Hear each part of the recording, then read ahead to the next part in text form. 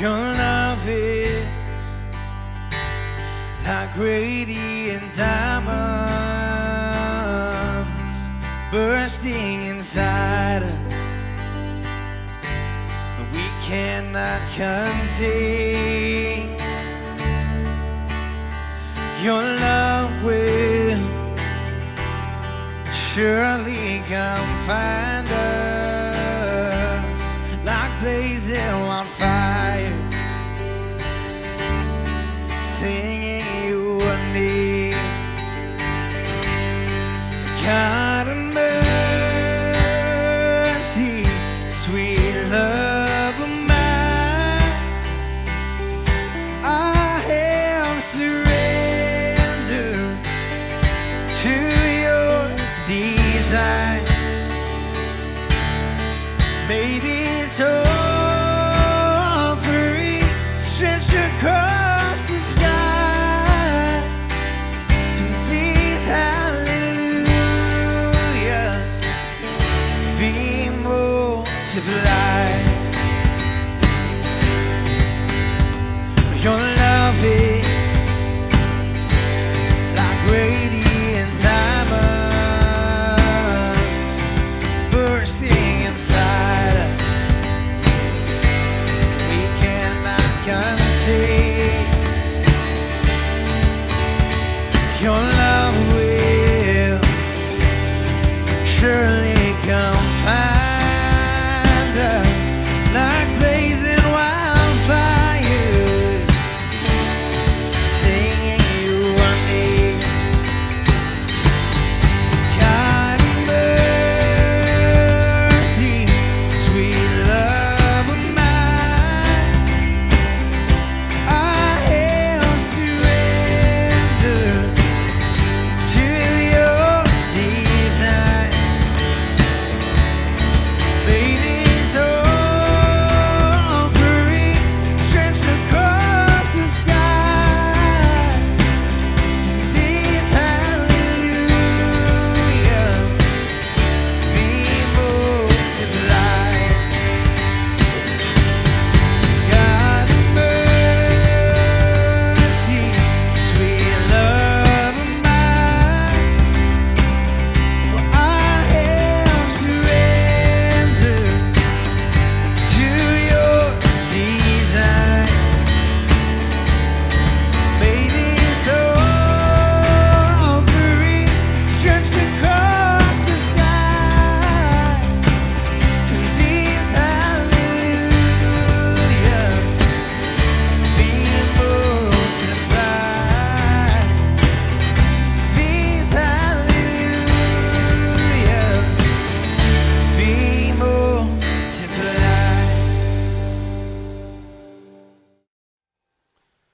Okay, so before we start off, by raise of hands, who likes being told what to do? Who likes being bossed around? Who likes submitting to authority? Okay, so we got one person. That's my guy right there. And so as I was thinking about you guys following directions this week, I was thinking, man, I've got a good group of you students. You guys are always down to listen, but really that's not how it works. Obviously, like telling you guys to come in here from playing volleyball, obviously all you guys were thinking ball is life. You didn't even want to get in here, so obviously you guys don't really follow. And so teenagers also have this thing where if somebody tells you to do something or not to do something, you guys tend to do the opposite of what is told to do.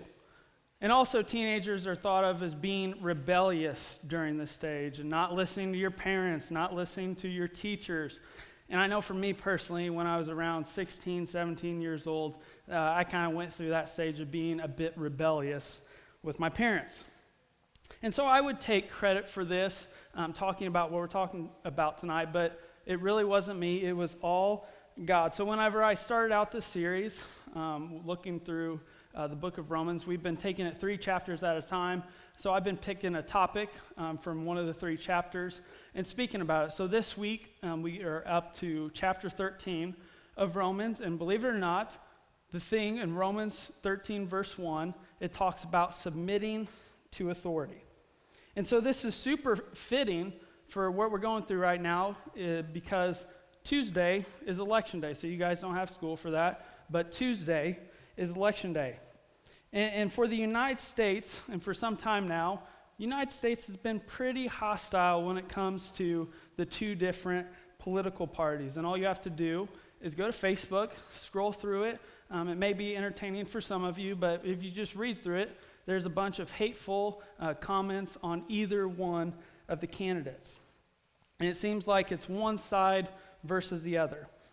And I fear that whoever wins, the opposing side will go into an uproar, that people will be super angry about what played out, and that people will be non-receptive to who wins the election whenever we find that out. I don't know how long it's going to take with all the mail-in ballots and all that kind of stuff. But tonight, I'm not going to talk about Biden. I'm not going to talk about Trump. There's no point in me doing that. Most of you guys can't even vote anyways. But tonight, we're going to talk about submitting to authorities. And authorities, whether it be the government, your teachers, your bosses, or your parents. And so if you haven't been here, for the last few weeks, we've been going through a series called Foundation, as you can see on the screen, where we've been walking through the book of Romans. And so for today, like I mentioned, we're going to be in chapter 13, we're going to start off in verse 1. It says, "Let every person be subject to the governing authorities. For there is no authority except from God, and those that exist have been instituted by God." So did you guys hear what that just said? It said that every person is subject to governing authorities, which subject means to bring under one's control or jurisdiction. So we are to be obedient. We are to follow those who are above us. And catch how it didn't say we are to follow those who we agree with. It doesn't say to follow those that we agree and we think they are good leaders. It doesn't say that. It says simply we must be subject to governing authorities, period.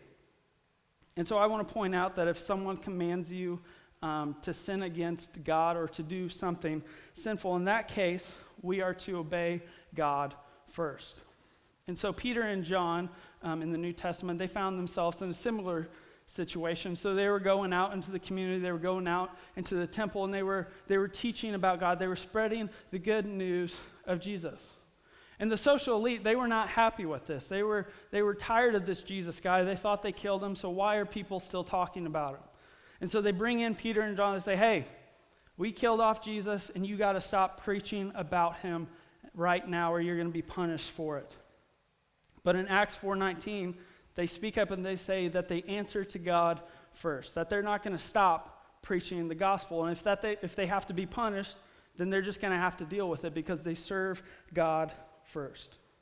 And so if someone in your life, whether it be a teacher, a coach, a boss, or a parent, tells you to do something sinful, then you have the right to stand up and stand against that. And something we have to remember is that when Paul wrote this to the church in Rome, that they were under Roman rule. And the Romans, they were not the nicest people to the church, and actually they were quite terrible to them. They would kill them and they would torture them simply because of their faith. And so they were persecuted by multiple leaders in Rome. So it wasn't just a year of suffering. It wasn't just 4 years. It was multiple generations of these Christians suffering simply because of their faith. And so Nero was the first persecutor. He was the first known persecutor of the early church in Rome. And so in 64 AD, there was a great fire in Rome. And so a bunch of stuff burned, and Nero, the leader, was being blamed for it. And if you want to be a great leader, starting a fire and burning the city is not very good on the resume. People weren't very happy with Nero. And so Nero, he's like, "That's not me," and he starts to blame the Christians. The Christians in this example were an scapegoat. And so Nero had the Christians covered in wild animal skins, and they were fed to the dogs. And so with Nero, he didn't want the shame and the guilt of burning the city on him, so he blamed it on the Christians. And the Christians were punished for it. And they were punished for simply what they believed. And so for those who publicly admitted that Jesus was the king of their lives, or they refused to sacrifice to the Roman gods, there were different sorts of suffering and executions that they would go under. And so one of the ways, if you were a Roman citizen, which Paul was, who Paul is the author of Rome, he was believed to be beheaded. So, and what they thought of beheading was a quick and easy death. So that's one of the ways that Christians were persecuted. And then with the other forms, they were quite a bit more painful, you would think, and actually quite disturbing. So Christians, they would be crucified, just like Jesus was. They would be burned to death, or they would be thrown into an arena with a bunch of wild animals. And so when we think of Rome, we think of the Colosseum, we think of the great stadiums. And so these killings of these Christians would be entertainment for the Roman people. It would be show. They would throw these Christians into the arena. They would release animals like leopards, boars, and lions, and these Christians would have to fend and fight for their lives. And just like with the criminals that were crucified with Jesus, these punishments were meant for bad people. They were meant for the criminals. They were meant for the people who deserved to die a suffering death. And so these Christians, they were being treated very poorly, and they were being killed for their faith, but yet Paul still tells them that they are subject to Rome's authority. And so I don't care how bad you think we have it here, or how bad the next 4 years are, what we're going through doesn't even compare to what the early church in Rome faced. And then the end of verse 1 says that there is no authority except from God, and that the people that God has put in place has been appointed by him. So whoever your parent is, whoever your teacher is, whoever your boss is, whoever the president of the United States is, it is by no mistake. God has placed them there for a reason. And it's the same thing with suffering, as we've talked about before. God is working everything for good. He is not surprised by whoever wins this election. He's not surprised by who your parent is. And for us believers, we can believe that we serve a good God and that he is working everything for our good. And just like with the early church in Rome, things aren't always going to be easy for us.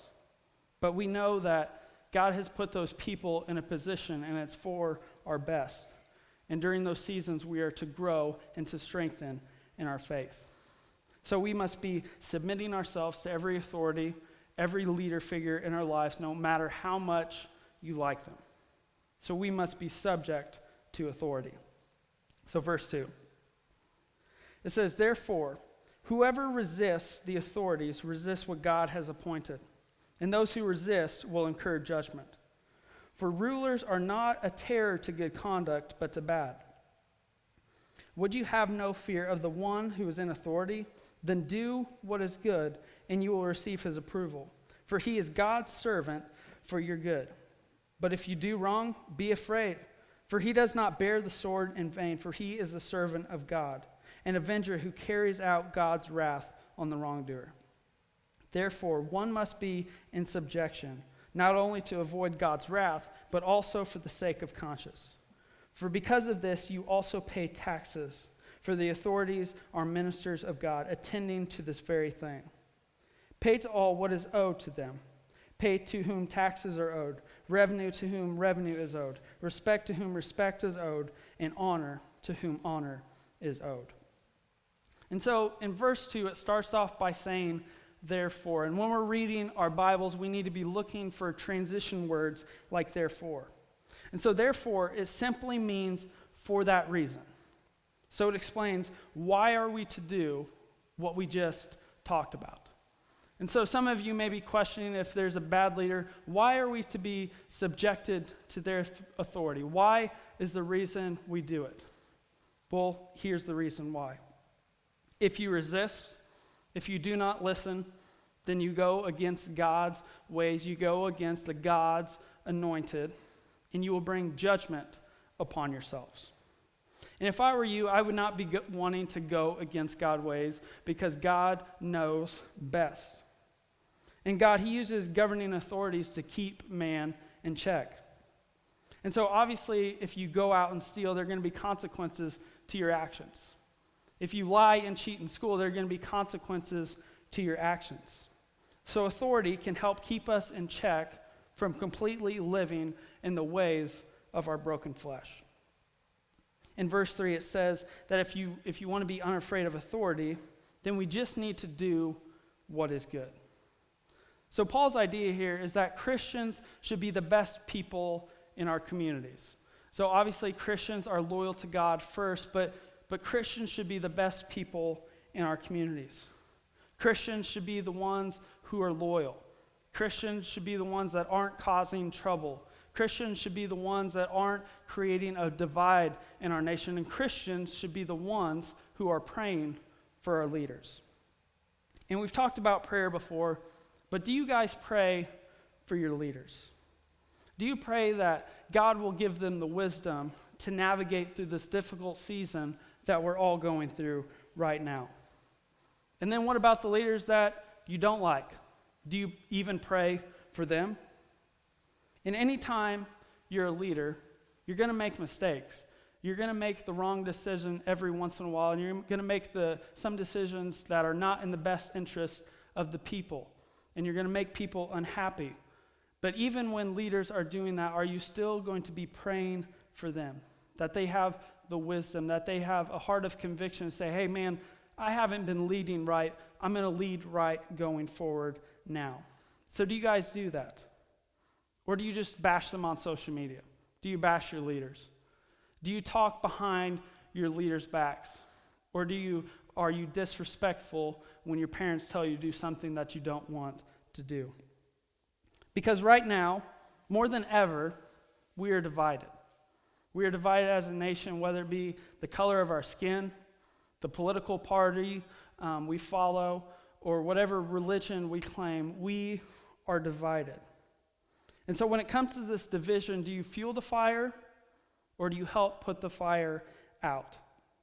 Because I hate to break it to you, but posting your opinions and your thoughts online or sharing it with people and yelling and getting into yelling matches with people, it's not going to be beneficial for either side, because on both sides, people are just stuck in their own ways. So sharing your opinions, getting into yelling matches and arguments with people is not going to be beneficial for either side. And so example of this that's not political or anything is that I think that LeBron James is the greatest basketball player of all time. That's just my personal opinion, and there's nothing that you can tell me, there's nothing that you can show me that's going to prove me otherwise. Like I'm till the day I die, LeBron's the best basketball player of all time. But then there's the flip side of it. There's the people who think Bill Russell, Kobe Bryant, Michael Jordan, Kareem Abdul-Jabbar. There's going to be people who think those guys are the best, and nothing that I say or show them is going to change their minds. And so as Christians, we are to represent Jesus in everything that we do. And there's nothing wrong with supporting a political party, and there's nothing even wrong with disagreeing with somebody's leadership. There's been things that have happened this last year that I don't necessarily agree with of what has gone on. It's okay to disagree with leadership, but I want you guys to know how we respond is the biggest thing. How we go about it is the big thing. See, we should be praying for our leaders like I talked about, and we should be responding to disagreements in love. And so a question to always ask yourself before you make a decision is, does this point others to Jesus? Does this represent Jesus well? Because unfortunately for a lot of Christians right now, they are not representing Jesus well. And so it then finishes up by saying that we must pay taxes to whom taxes are owed, revenue to whom revenue is owed, respect to who respect is owed, and honor to whom honor is owed. And now, most of you guys aren't really concerned about taxes or any of that stuff right now. You guys are a little too young for that. But what you can pay forward is respect and honor. And with my talk tonight, I'm not trying to tell you guys to agree with everything your leaders say. I'm not trying to get you guys to conform to the ways of every single leadership. I'm just trying to get you guys to realize that your response matters. How you respond and act towards your leaders, it matters. And like we have seen, God puts leaders in our lives for a reason. And with some leaders, believe it or not, there are great leaders out there, and you can learn from those leaders. I encourage you guys to go out and ask questions, watch how they do it, watch how they interact with others, and learn from them in that season. But even with the leaders that you don't think are good leaders, you can still learn from them in that season in your life. And one of the ways you can learn from bad leaders is obviously the first way is to not do what they do. That's pretty obvious. Don't do what they do. But say you're under a bad leader and you struggle with patience. One of the things you can work on during that season is working on your patience. Or maybe you have trouble controlling your tongue and talking behind people's back. Maybe while you're under a bad leader, instead of talking bad about them, you can control your tongue. See, God has a reason for every season and every leader. And so as you guys continue to grow up, you're going to be under some great leaders, but you're also going to be under some terrible leaders. But in those times, will you be the light of Jesus? And will you choose to grow under their leadership? So let's pray. Dear God, I just thank you for this night. I thank you for this time and this opportunity to come and to worship you freely. That we don't have to worry like the early church in Rome did, but we can come here and we can lift up our voices and we can read our Bibles and we can grow deeper in our relationship with you. God, we don't understand all of the things that you do. We don't understand why you put certain people in positions of leadership, but God, we can trust that you have them there for a reason. And God, sometimes it's not easy to follow what the leaders are telling us to do. We may not agree with it, but God, help us to realize that you have put them there for a reason, and we are to be subject to their authority. So God, I pray this in your name. Amen.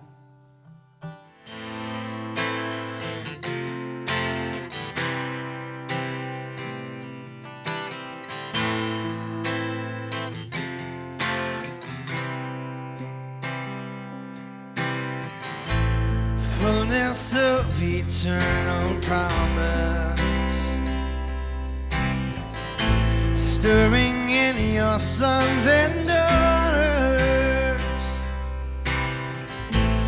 earth revealing heaven's wonders. Spirit come, Spirit come. What you spoke is now unfolding, and how your children shall be holy. Dreams awaken in this moment. Spirit come, Spirit come. Pour it out and let your love run over. Here and now, and let your glory fill this house. Pour it out and let your love run over. Here and now, and let your glory fill this house.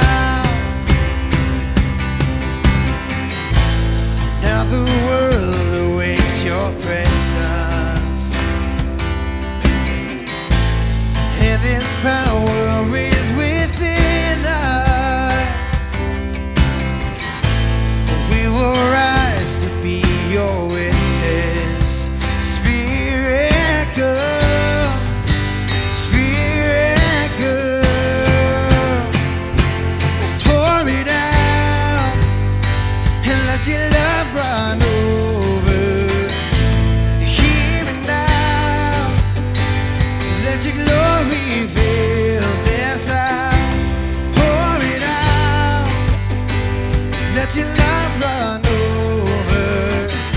Here and now, let your glory fill this house. Tongues of fire, testifying of the Son, one desire. Spirit come, Spirit come.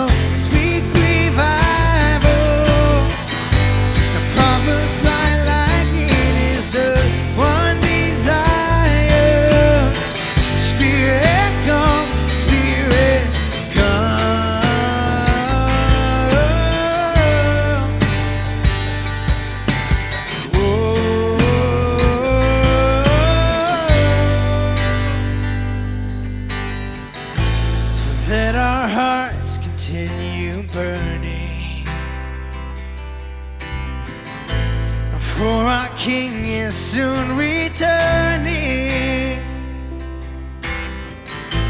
As we hold to this assurance, sing Spirit, go.